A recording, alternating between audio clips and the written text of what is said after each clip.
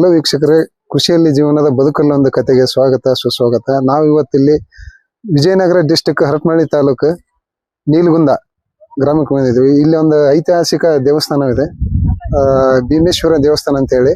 ಆ ದೇವಸ್ಥಾನನ ನಾನು ಇವತ್ತು ನಿಮಗೆ ತೋರಿಸ್ಕೊಡ್ತೇನೆ. ನಾವು ದೇವಸ್ಥಾನಕ್ಕೆ ನಾವು ನಮ್ಮ ಫ್ರೆಂಡ್ಸ್ ಜೊತೆ ಬಂದಿದ್ದೇವೆ.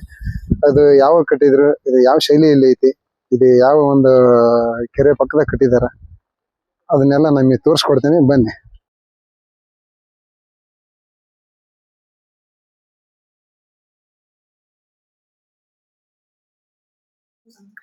ವೀಕ್ಷಕರೇ, ಈ ದೇವಸ್ಥಾನವನ್ನ ಚಾಲುಕ್ಯರ ಕಾಲದಲ್ಲಿ ನಿರ್ಮಾಣ ಮಾಡಲಾಗಿದೆ ಅಂತಂದ ಇತಿಹಾಸಕಾರರ ಪ್ರಕಾರ ಮತ್ತು ಶಾಸನಗಳ ಪ್ರಕಾರ ನಾವು ತಿಳಿಬಹುದು.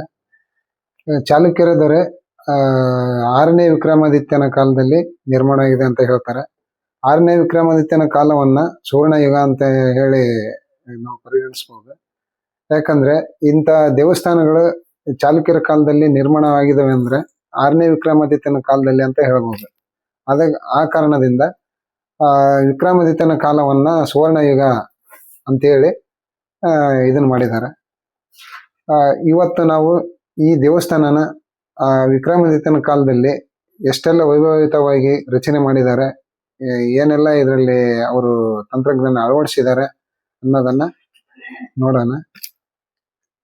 ಚಾಲುಕ್ಯರು ಇಲ್ಲಿ ಆಳ್ವಿಕೆಯ ಒಂದು ಸಂದರ್ಭದಲ್ಲಿ 6ನೇ ವಿಕ್ರಮಾದಿತ್ಯನ ಕಾಲ 1076ರಿಂದ 1125ರವರೆಗೂ ಅಂತ ಹೇಳ್ಬೋದು. ಈ 11ನೇ ಶತಮಾನದ ಕೊನೆ ಭಾಗದಲ್ಲಿ ಈ ದೇವಸ್ಥಾನ ನಿರ್ಮಾಣ ಆಗೈತಿ. ಇದನ್ನ ಹೆಚ್ಚಾಗಿ ಈ ದೇವಸ್ಥಾನವನ್ನ 6ನೇ ವಿಕ್ರಮಾದಿತ್ಯ ಇಲ್ಲಿ ಸ್ಥಾಪನೆ ಮಾಡಿದಾನ ಅಂತ ಹೇಳಿ ನಾವು ಪರಿಗಣಿಸಬಹುದು.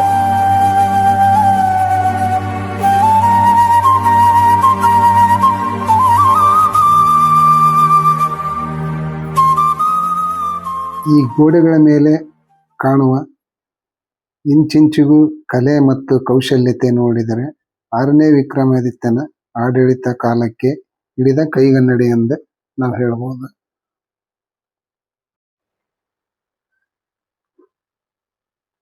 ಇನ್ನೊಂದು ವಿಶೇಷ ಏನಪ್ಪಾ ಅಂದ್ರೆ, ಈ ಕಲ್ಯಾಣಿ ಚಾಲುಕ್ಯರ ಕಾಲದಲ್ಲಿ ಹೆಚ್ಚಾಗಿ ತ್ರಿಕೂಟ ದೇವಸ್ಥಾನಗಳು ನಿರ್ಮಾಣವಾಗಿದ್ದವು. ತ್ರಿಕೂಟ ದೇವಸ್ಥಾನಗಳ ಹೆಚ್ಚಾಗಿ ನಿರ್ಮಾಣ ಆಗಿರೋದ್ರಿಂದ ಅವನ್ನ ನಾವು ಕಲ್ಯಾಣ ಚಾಲುಕ್ಯರ ಕಾಲದಲ್ಲಿ ಅಂತಂದು ನಾವು ಇಲ್ಲಿ ಪರಿಗಣಿಸಬಹುದು. ಯಾಕಂದ್ರೆ ಅವರು ಹೆಚ್ಚಾಗಿ ಮಾನ್ಯತೆ ಕೊಟ್ಟಿರೋದೇ ತ್ರಿಕೂಟ ದೇವಸ್ಥಾನಗಳಿಗೆ. ಪ್ರತಿಯೊಂದು ಹಳ್ಳಿಯಲ್ಲಿ, ಈ ನಮ್ಮ ಸುತ್ತಮುತ್ತಲ ಹಳ್ಳಿಯಲ್ಲಿ ಯಾವುದಾದ್ರೂ ಒಂದು ಹಳೆ ದೇವಸ್ಥಾನಗಳು ಅದಾವಪ್ಪ ಅಂದ್ರೆ ಅವು ತ್ರಿಕೂಟ ಶೈಲಿಯಲ್ಲಿದಾವೆ. ಅದರಲ್ಲಿ ಶಿವ ಮತ್ತು ಗಣೇಶ, ಚಾಮುಂಡಿ ಈ ತರ ತ್ರಿಕೂಟ ದೇವಸ್ಥಾನಗಳ ನಿರ್ಮಾಣ ಮಾಡಿದ್ದಾರೆ. ಇಲ್ಲಾಂದ್ರೆ ನಂದಿ ಎದುರಿಗೆ ಈ ತರ ದೇವಸ್ಥಾನಗಳು ಹೆಚ್ಚಾಗಿ ಕಂಡು ಬರ್ತಾವ. ಇವ್ರದ್ದು ಇನ್ನೊಂದು ವಿಶೇಷತೆ ಏನಪ್ಪಾ ಅಂದ್ರೆ, ಆ ದ್ವಾರಬಾಕಲದಲ್ಲಿ ಗಜಲಕ್ಷ್ಮಿಯನ್ನ ಸ್ಥಾಪನೆ ಮಾಡ್ತಾರ. ಅದು ಒಂದು ಇವರ ಒಂದು ಚಾಲುಕ್ಯರ ಒಂದು ಶೈಲಿ ಅಂತಂದು ಹೇಳ್ಬೋದು. ನೋಡ್ರಿ, ಪ್ರತಿ ಒಂದು ಕಲ್ಲಲ್ಲೂ ಒಂದೊಂದು ಶೈಲಿಯ ಚಿತ್ರಗಳನ್ನು ಕೆತ್ತಿದ್ದಾರೆ.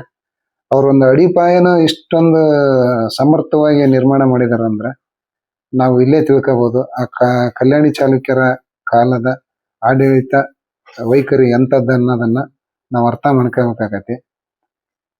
ನೋಡ್ರಿ, ಈ ಪ್ರತಿಯೊಂದು ಕಲ್ಲಲ್ಲಿ ಒಂದು ಕಲೆಯನ್ನ ಅರಳಿಸಿದಾರ ಅವರು. ಯಾವುದೋ ಒಂದು ಕಲ್ಲನ್ನ ಹಾಗೆ ಇಟ್ಟಿಲ್ಲ ಅವರು, ಅದಕ್ಕೊಂದು ರೂಪ ಕೊಟ್ಟು ಅದನ್ನ ಗೋಡೆಗಳಿಗೆ ಟಚ್ ಮಾಡಿದ್ದಾರೆ. ನೋಡ್ರಿ, ಒಂದು ಏನಿಲ್ಲಪ್ಪ ಅಲ್ಲಿ ಅವಶ್ಯಕತೆನೇ ಇಲ್ಲ ಅಂದ್ರೂ ಅಲ್ಲಿ ಒಂದು ಅವರು ರೂಪ ಕೊಟ್ಟಿದ್ದಾರೆ ಹೇಳ್ಬೇಕಂದ್ರೆ. ನೋಡ್ರಿ, ಈ ತರ ಇಲ್ಲೆಲ್ಲ ಇತ್ತೀಚೆಗೆ ದೇವಸ್ಥಾನಗಳ ಮೇಲೆ ಎಷ್ಟು ನಮ್ಮ ಜನ ಎಲ್ಲ ಕೆಡವಿ ಹಾಕಿ ಅವನ್ನ ಕಲ್ಲುಗಳನ್ನ ಎಲ್ಲೆಲ್ಲಿ ಸಾಗಿಸಿದಾರ ಅನ್ನೋದ್ರ ಗೊತ್ತಿಲ್ಲ. ಇಲ್ಲಿ ಯಾವ್ದ್ರ ಅವಶೇಷಗಳೇ ಇಲ್ಲ, ಒಂದು ಅರ್ಧ ಭಾಗನ ಕಿತ್ತಾಕಿಬಿಟ್ಟಿದ್ದಾರೆ. ಇದು ಇತ್ತೀಚೆಗೆ ಅದು ಏನ್ ಪುರಾತತ್ವ ಇಲಾಖೆ ಅವರು ಇದನ್ನ ರಕ್ಷಣೆ ಮಾಡಿದ್ರಿಂದ ಇಷ್ಟು ಉಳಿದೈತಿ. ಆ ನಂತರ ಪುರಾತತ್ವ ಇಲಾಖೆಗೆ ಸೇರಿದ ನಂತರ ಇದನ್ನೊಂದ್ ಸ್ವಲ್ಪ ಮೇಲ್ಛಾವಣಿನ ಹಾಕಿ ಮುಂದೆ ಈ ನಂದಿ ವಿಗ್ರಹ ಐತಲ್ಲ, ಈ ಭಾಗನ ಚತುಷ್ಕೂಟ ಅಂತ ಹೇಳಿ ಮಾಡಿದಾರಲ್ಲ ಎದುರಿಗೆ ಐತಲ್ಲ, ಅದನ್ನ ಇದನ್ನ ಮಾಡಿದ್ದಾರೆ ಅವರು, ಮರು ನಿರ್ಮಾಣ ಮಾಡಿದ್ದಾರೆ. ಮೇಲ್ಗಡೆ ಚಾವಣಿನೆಲ್ಲ ಹೊಸ್ದಾಗಿ ಹಾಕಿ ಅದನ್ನ ಹಾಗೆ ಆ ಕಲ್ಲುಗಳನ್ನಿಟ್ಟು ಆದಷ್ಟು ಮಟ್ಟಿಗೆ ಒಂದು ಹಳೆಯ ಒಂದು ಇದನ್ನ ಕಾಪಾಡಿದ್ದಾರೆ ಅವರು. ಹೊಸ್ದಾಗಿ ಏನು ಅವರು ಈ ಸಿಮೆಂಟಿನ ಗಾರೆ ಆಗ್ಲಿ ಏನಾಗ್ಲಿ ಬಳಸಿಲ್ಲ.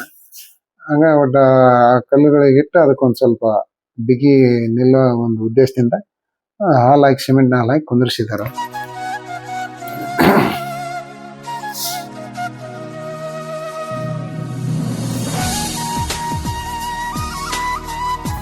ನೋಡ್ಬೋದು ನೀವು ಎಷ್ಟು ಒಂದು ಇದರಿಂದ ದೇವಸ್ಥಾನ ಕಟ್ಟಿದ್ದಾರೆ ಅಂತ. ಇಲ್ಲಿ ನಾವು ಬಂದು ವರ್ಷಕ್ಕೊಂದ್ಸಲ ನೋಡಿದ್ರೆ ತಪ್ಪಾಗಲ್ಲ, ಯಾಕಂದ್ರೆ ಅಷ್ಟೊಂದು ವೈಭವಿತವಾದಂಥ ದೇವಸ್ಥಾನ ಕಟ್ಟಿದ್ದಾರೆ. ನಾವು ಬಂದು ನೋಡೋದ್ರಿಂದ ನಮ್ಮ ಒಂದು ಇದಕ್ಕೆ ಒಳ್ಳೆಯದು. ಹೇಳ್ಬೇಕಂದ್ರೆ ಕುಟುಂಬ ಸಮೇತರಾಗಿ ಬರ್ಬೇಕು ಇಲ್ಲಿಗೆ. ಇಲ್ಲಿ ಯಾವುದೇ ಒಂದು ಟಿಕೆಟ್ ಆಗಲಿ ಚಾರ್ಜ್ ಆಗಲಿ ಮಾಡಲ್ಲ, ಅವರು ಫ್ರೀಯಾಗಿ ನೋಡ್ಬೇಕು.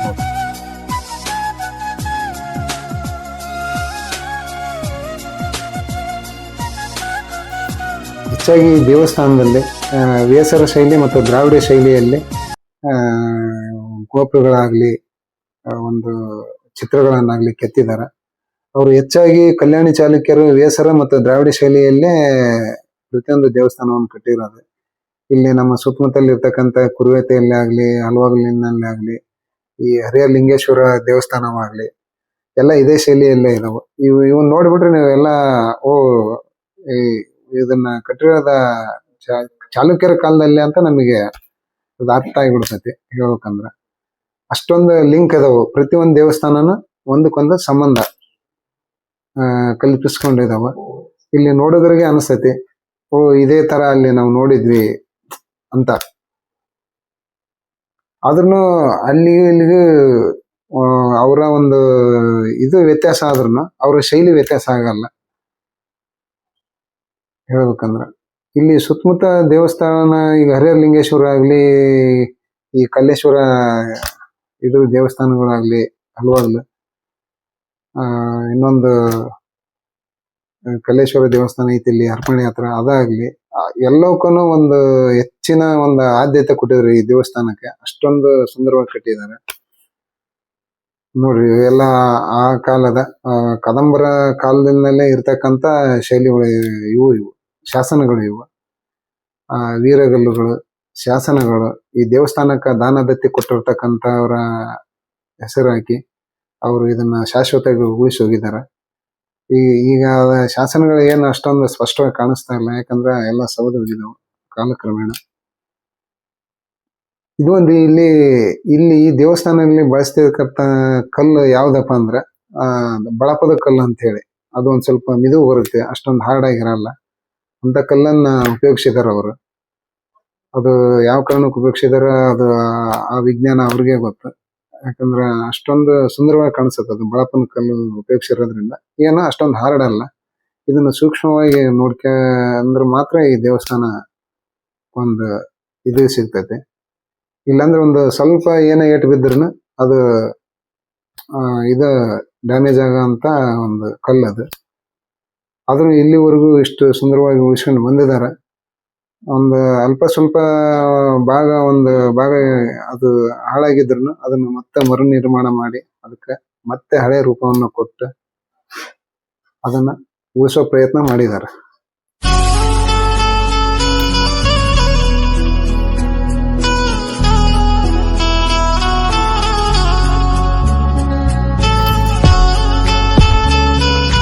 ಈ ದೇವಸ್ಥಾನನ ಊರು ಬಿಟ್ಟು ಒಂದು 2-3 ಕಿಲೋಮೀಟರ್ ದೂರದಲ್ಲಿ ಒಂದು ಕೆರೆ ಐತಿ. ಈ ಬೆಟ್ಟದ ಪಕ್ಕಕ್ಕ ಊರು ಮಧ್ಯೆ ಈ ಕೆರೆ ಪಕ್ಕ ಒಂದು ಬೆಟ್ಟ ಐತಿ.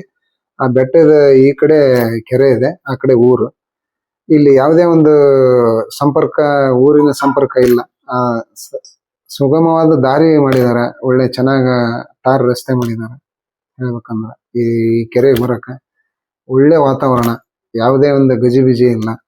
ಹೇಳ್ಬೇಕಂದ್ರ ಟೂರಿಸ್ಟ್ ಪ್ಲೇಸ್ ಅಂದ್ರೆ ಹಿಂಗ್ ಇರ್ಬೇಕು. ಯಾಕಂದ್ರೆ ಒಳ್ಳೆ ಒಂದು ಸ್ಥಾನದಲ್ಲೇ ಈ ದೇವಸ್ಥಾನ ಕಟ್ಟಿದ್ದಾರೆ.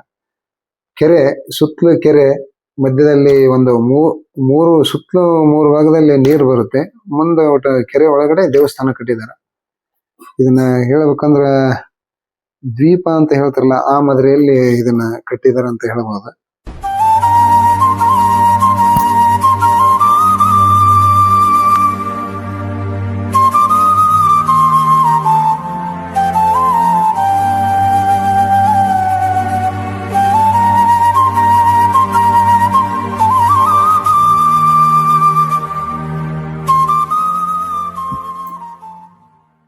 ಕಲ್ಯಾಣಿ ಚಾಲುಕ್ಯರು ಆಗಿನ ಕಾಲದಲ್ಲೇ ಈ ರೀತಿಯಾದ ಒಂದು ವಾತಾವರಣ ಕಲ್ಪಿಸಿ ಇಲ್ಲಿ ಒಂದು ದೇವಸ್ಥಾನ ಕಟ್ಟಿ ಇಷ್ಟೆಲ್ಲಾ ಖರ್ಚು ಮಾಡಿ ಇಂಥದೊಂದು ದೇವಸ್ಥಾನ ಅವರು ನಿರ್ಮಾಣ ಮಾಡಿದ್ದಾರೆ ಅಂದ್ರೆ ಪ್ರಜೆಗಳ ಹಿತಾಸಕ್ತಿ ಅವ್ರಿಗೆ ಎಷ್ಟು ಮುಖ್ಯ ಅನ್ನೋದನ್ನ ನಾವಿಲ್ಲಿ ನೋಡ್ಬೋದು.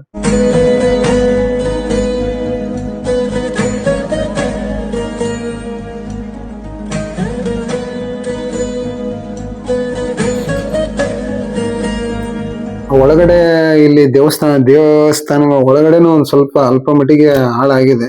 ಆದಷ್ಟು ಮಟ್ಟಿಗೆ ಅವರ ಆ ದೇವರ ಮೂರ್ತಿಗಳನ್ನ ಅಲ್ಲಲ್ಲೇ ಇಡಕ್ ಪ್ರಯತ್ನ ಮಾಡಿದ್ದಾರೆ. ಈ ತ್ರಿಕೂಟ ದೇವಸ್ಥಾನ ಅಂತಂದ್ರೆ ಮೇನ್ ಶಿವನ ಒಂದು ಲಿಂಗ ಐತಲ್ಲ, ಅದು ಅದು ಒಂದು ಕರೆಕ್ಟ್ ಆಗಿದೆ. ಈ ಕಡೆ ಗಣೇಶ ದೇವಸ್ಥಾನ, ಈ ಕಡೆ ಚಾಮುಂಡಿ ದೇವಸ್ಥಾನ ಅವು ಒಂದ್ ಸ್ವಲ್ಪ ಮೂರ್ತಿಗಳು ಇಲ್ಲಲ್ಲಿ ಈ ಬೇರೆ ಬೇರೆ ಕಡೆ ಸ್ಥಳಾಂತರ ಮಾಡಿ ಅಲ್ಲೇ ಇಟ್ಟಿದ್ದಾರೆ ಆ ದೇವಸ್ಥಾನ ಒಳಗಡೆನ. ಹೇಳ್ಬೇಕಂದ್ರ ಏನ್ ಸಭಾ ಮಂಟಪ ಐತಲ್ಲ, ಮೂರು ದೇವಸ್ಥಾನಗಳ ಮಧ್ಯೆ ತ್ರಿಕೂಟ ದೇವಸ್ಥಾನದಲ್ಲಿ ಮಧ್ಯದಲ್ಲಿ ಸಭಾ ಮಂಟಪ ವಿಶಾಲವಾಗೈತಿ. ಆ ಸಭಾ ಮಂಟಪದ ಇಕ್ಕಳಗಳಲ್ಲಿ ಆ ದೇವಗಳನ್ನ ಇಟ್ಟಿದ್ದಾರೆ ಎದುರಿಗೆ. ಅಂದ್ರೆ ಇಲ್ಲಿ ಒಳಗಿರ್ತಕ್ಕಂತ ಕಲೆ ನೋಡಿದ್ರೆ ನಿಜವಾಗ್ಲೂ ಅದು ಆಶ್ಚರ್ಯಕರವಾದ ರೀತಿಯಲ್ಲಿ ಐತಿ ಹೇಳ್ಬೇಕಂದ್ರ. ಇದು ಹೆಚ್ಚಾಗಿ ಒಳಗಡೆ ನಾವು ತೋರ್ಸಕ್ ಹೋಗಿಲ್ಲಪ್ಪ. ಯಾಕಪ್ಪ ಅಂದ್ರೆ ಅಲ್ಲಿ ಇರ್ತಕ್ಕಂಥ ಈ ಪುರಾತತ್ವ ಇಲಾಖೆಯವರು ನೇಮಿಸಿದಾರಲ್ಲ ಕಾವಲುಗಾರನ, ಅವರು ಒಳಗಡೆ ಬಿಡ್ತಾ ಇಲ್ಲ. ಇಲ್ಲಪ್ಪ ಒಳಗಡೆ ವಿಡಿಯೋ ಮಾಡಂಗಿಲ್ಲ ನೀವು ಅಂತ ಹೇಳಿ ಅವರು ಒಂದು ಇದನ್ನ ಮಾಡಿದ್ರು. ಹಾಗಾಗಿ ನಮಗೆ ಒಳಗಡೆಗೆ ಸರಿಯಾಗಿ ತೋರ್ಸಕ್ ಆಗ್ತಿಲ್ಲ. ಅದು ಎಷ್ಟು ಸಾಧ್ಯನೋ ಅಷ್ಟು ತೋರ್ಸಿದ್ದೇವೆ. ನೀವು ಖುದ್ದಾಗಿ ಬಂದ್ ನೋಡ್ರಿ, ಚೆನ್ನಾಗೈತಿ. ಮತ್ತೆ ಮತ್ತೆ ಬರ್ತೀರಿ ಹೇಳ್ಬೇಕಂದ್ರ. ಅಷ್ಟೊಂದು ಸುಂದರವಾದ ದೇವಸ್ಥಾನ ಇದೆ. ಯಾಕಂದ್ರ ಅದ ಕಲೆ ಹಂಗೈತಿ. ಇಲ್ಲಿ ಪ್ರಶ್ನಾರ್ಥಕ ಬರ್ತೈತಿ, ಇಲ್ಲಿ ಹೆಂಗಪ್ಪ ಇದನ್ನ ಮಾಡಿದ್ರು ಅವತ್ತಿನ ಕಾಲದಲ್ಲಿ. ಇದು ಒಂದು ಯಾವುದೇ ಒಂದು ತಂತ್ರಜ್ಞಾನ ಇಲ್ಲದೇನೆ ಈ ರೀತಿ ಮಾಡಿದಾರಲ್ಲ, ಅವರೆಷ್ಟ ಅವರ ಒಂದು ತಾಕತ್ ಏನು ಅನ್ನೋದನ್ನ ಇಲ್ಲಿ ನಾವು ತಿಳ್ಕೋಬಹುದು.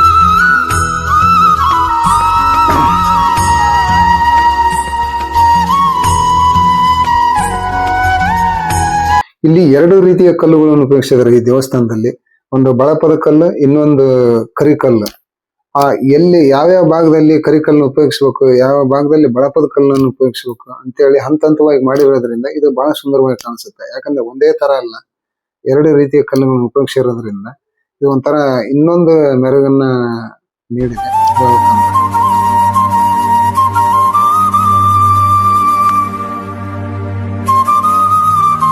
ಸುತ್ತಲೂ ಕೆರೆಯ ದಂಡೆಯಲ್ಲಿ ದೇವಸ್ಥಾನ ಇರೋದ್ರಿಂದ ನೋಡಕ್ ಒಂದು ಕಣ್ಣಿಗೆ ತಂಪು ಅನಿಸ್ತದೆ ಹೇಳ್ಬೇಕಂದ್ರೆ. ಈ ಮ್ಯಾನೇಜ್ಮೆಂಟ್ ನವರು ತುಂಬಾ ಕಾಪಾಡಿದ್ದಾರೆ ಇದನ್ನ. ಈ ಪಾರ್ಕ್ ಆಗ್ಲಿ, ಇಲ್ಲಿನ ಹಚ್ಚ ಹಸಿರು ಹುಲ್ಲನ್ನಾಗ್ಲಿ, ಪಾರ್ಕಿಂಗ್ ಇದನ್ನ ಚೆನ್ನಾಗಿ ನೋಡ್ಕೊಂಡಿದ್ದಾರೆ. ಈ ಸೆಕ್ಯೂರಿಟಿ ಗಾರ್ಡ್ ಇರೋದ್ರಿಂದನೇ ಇನ್ನೊಂದ್ ಸ್ವಲ್ಪ ಇದು ಚೆನ್ನಾಗೈತೆ ಅಂತ ತಿಳ್ಕೋಬಹುದು. ಇಲ್ಲಾಂದ್ರೆ ಈ ಗೋಡೆಗಳ ಮೇಲೆಲ್ಲ ಬರೆದು ಗೀಜಿ ಇದನ್ನ ಮಾಡಿರೋರು ಆಲ್ರೆಡಿ ಒಂದು ಕೆಲವು ಕಡೆಗೆ ಆ ತರ ಗೀಜಿ ಇದನ್ನ ಮಾಡಿದ್ದಾರೆ ಈ ಗೋಡೆಗಳನ್ನ. ಯಾಕಂದ್ರೆ ಬಳಪದ ಕಲ್ಲಲ್ಲ, ಹಂಗಾಗಿ ಒಂದ್ ಸ್ವಲ್ಪ ಮಿದು ಕಲ್ಲಾಗಿರೋದ್ರಿಂದ ಒಂದು ಏನ್ರ ತಗೊಂಡ್ ಹಿಂಗ್ ಪರಿಚಿ ಬಿಟ್ರೆ ಅದು ಮೂಡೋ ಅಂತ ಒಂದು ಕಲ್ಲಿದೆ.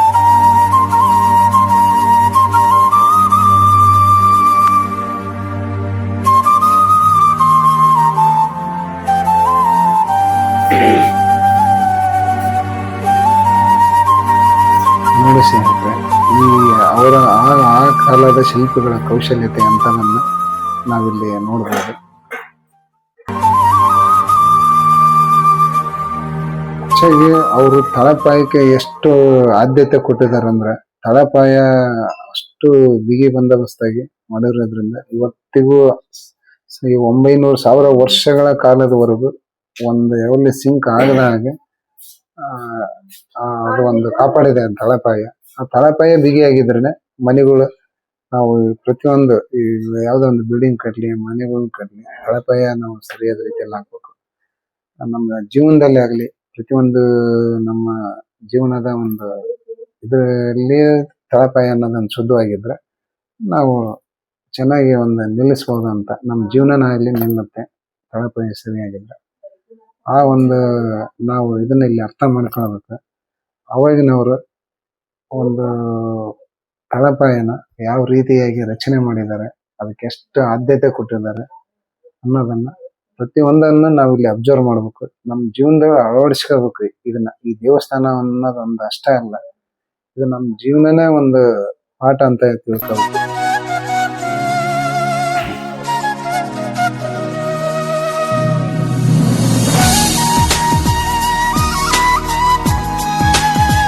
ಕೆರೆ ಎಷ್ಟು ಸುಂದರವಾಗೈತೆ ಅಂದ್ರೆ ಇಲ್ಲಿ ಬಂದ್ಬಿಟ್ರೆ ನಾವು ಎದ್ದು ಹೋಗೋ ಮನಸ್ಸೇ ಬರಲ್ಲ. ಇಂಥ ಸುಂದರವಾದ ಒಂದು ವಾತಾವರಣದಲ್ಲಿ ದೇವಸ್ಥಾನ ಕಟ್ಟಿದ್ದಾರೆ. ನೋಡ್ರಿ ಮೇಲೆ ಈ ಚಾವಣಿ ಮೇಲೆ ಇರ್ತಕ್ಕಂಥ ಕಲ್ಲುಗಳನ್ನ ಇತ್ತೀಚೆಗೆ ಅವರು ಮರು ನಿರ್ಮಾಣ ಮಾಡ್ರಿ. ಅವು ಮೇಲೆಲ್ಲ ಡಿಸೈನ್ ಇರ್ತಕ್ಕಂಥ ಕಲ್ಲಿನ ಒಂದು ಅವಶೇಷಗಳು ಎಲ್ಲಿ ಅವನು ಮಾಯ ಮಾಡಿದ್ರೆ ಗೊತ್ತಿಲ್ಲ. ಜನರು ಏನೋ ಏರ್ಕೊಂಡು ಮನೆ ಅವ್ರವ್ರ ಮನೆಗಳಿಗೆ ಎಲ್ಲಿ ಹಾಕೊಂಡಿದ್ದಾರೆ ಗೊತ್ತಾಗ್ತಿಲ್ಲ. ಅಂತ ಕಲ್ಲುಗಳ ಇಲ್ಲಿ ಒಂದು ಕುರುವೆ ಇಲ್ಲಂಗ್ ಮಾಡಿದ್ದಾರೆ.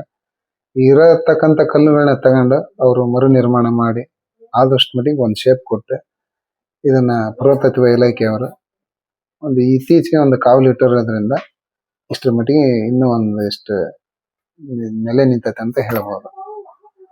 ನೋಡ್ರಿ ಅವರು ಪ್ರತಿಯೊಂದನ್ನ ನೀರಿನ ವ್ಯವಸ್ಥೆ ಆಗ್ಲಿ, ನೀರು ಒಳಗಡೆ ಇರ್ತಕ್ಕಂಥ ನೀರು ಹೊರಗೆ ಬರೋದು, ಅಭಿಷೇಕ ಮಾಡಿದಂತ ಅವಶೇಷಗಳು ಹೊರಗೆ ಬರೋಕ್ಕಾಗ್ಲಿ ಯಾವ ರೀತಿಯಾಗಿ ದಾರಿ ಕೊಟ್ಟಿದ್ದಾರೆ. ಒಂದ್ ವೇಳೆ ಅಲ್ಲಿ ನೀರು ಮೇಲ್ಛಾವಣಿಯಲ್ಲಿ ಬಿದ್ದಂತ ನೀರು ಕಡೆಗೆ ಎಲ್ಲಾ ಕಡೆಗೆ ಹೋಗ್ಬಾರ್ದು ಅನ್ನೋ ಉದ್ದೇಶದಿಂದ ಒಂದು ಹರಿ ಕೊಟ್ಟಿದ್ದಾರೆ ಅವರು. ಈಗ ನಮ್ಮ ಕಡೆ ಎಲ್ಲ ಪೈಪ್ ಲೈನ್ ಮಾಡ್ತಾರಲ್ಲ ಆ ರೀತಿಯಾಗಿ ಅವ್ರಿಗೆ ಗೊತ್ತಾಗದ ರೀತಿಯಲ್ಲಿ ಕೊಟ್ಟಿದ್ದಾರೆ. ಇವೆಲ್ಲ ಹೊಯ್ಸಳರ ಶೈಲಿಯಲ್ಲಿ ಇರ್ತಕ್ಕಂಥ ಚಿತ್ರಗಳಿವು. ಆನೆ ಮತ್ತು ಮೊಸಳೆ, ಸಿಂಹ ಮೂರು ಕಾಂಬಿನೇಷನ್ ಆಗಿ ಮಾಡಿರ್ತಕ್ಕಂಥ ಒಂದು ಬಂಧುಗಳಂತ ಹೇಳ್ಬೋದು. ನೋಡ್ರಿ ಅವತ್ತಿನ ಕಾಲದಲ್ಲಿ ಇಷ್ಟೊಂದು ಬುದ್ಧಿವಂತರು ಇದ್ರು ಅನ್ನೋದನ್ನ ನಾವು ಇವತ್ತಿನ ಒಂದು ವೈಜ್ಞಾನಿಕ ಕಾಲದಲ್ಲೂ ನಾವು ಇಷ್ಟೊಂದು ತಲೆ ಓಡಲ್ಲ ಅಂತ ಹೇಳ್ಬೋದು. ಅಷ್ಟು ಅವಾಗ್ಲೇ ಅವರು ಅಷ್ಟು ಬುದ್ಧಿವಂತರು ಇದ್ರು. ನಾವ್ ಇಲ್ಲಿ ಅರ್ಥ ಮಾಡ್ಕೊಳ್ಬೇಕು, ನಮಗಂತೂ ಮೊದಲೇ ಬುದ್ಧಿವಂತರು ಟೆಕ್ನಾಲಜಿಯಲ್ಲಿ ಬಹಳ ಬುದ್ಧಿವಂತರು ಇದ್ರು ಅನ್ನೋದನ್ನ ನಾವು ಅರ್ಥ ಮಾಡ್ಕೋಬೇಕು. ಹೇಳ್ಬೇಕಂದ್ರೆ ನೋಡ್ರಿ ಈ ಕಂಬಗಳು ಯಾವ ರೀತಿಯಾಗಿ ಟರ್ನಿಂಗ್ ಮಾಡಿದ್ದಾರೆ.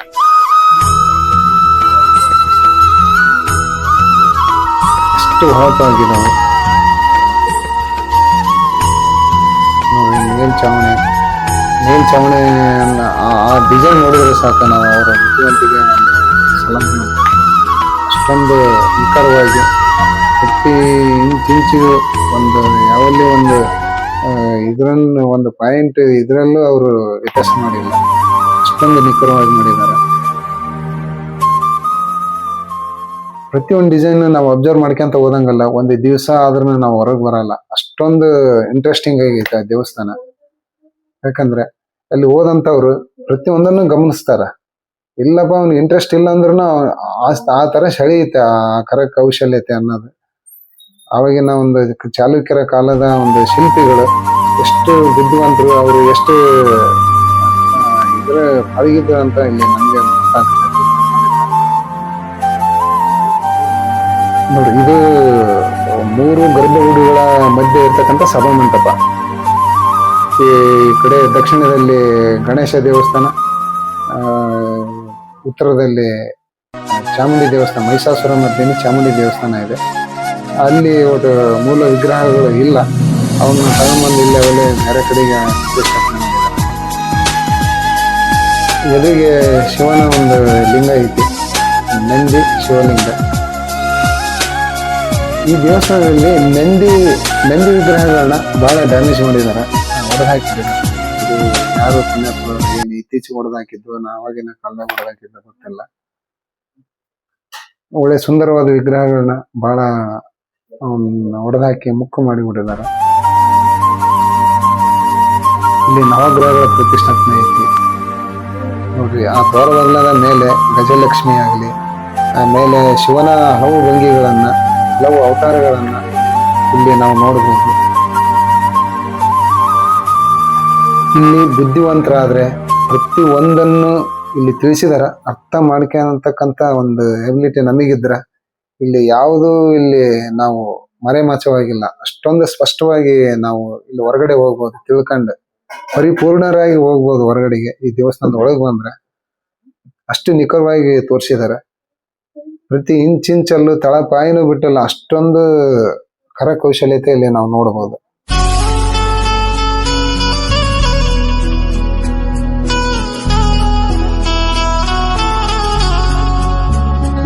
ವೀಕ್ಷಕರೇ, ಇದು ನೀಲಗುಂದದ ಭೀಮೇಶ್ವರ ತ್ರಿಕೂಟ ದೇವಸ್ಥಾನ. ಇಲ್ಲಿಗೆ ನೀವು ಕುಟುಂಬ ಸಮೇತರಾಗಿ ಬಂದ್ರೆ ಒಳ್ಳೆಯದು.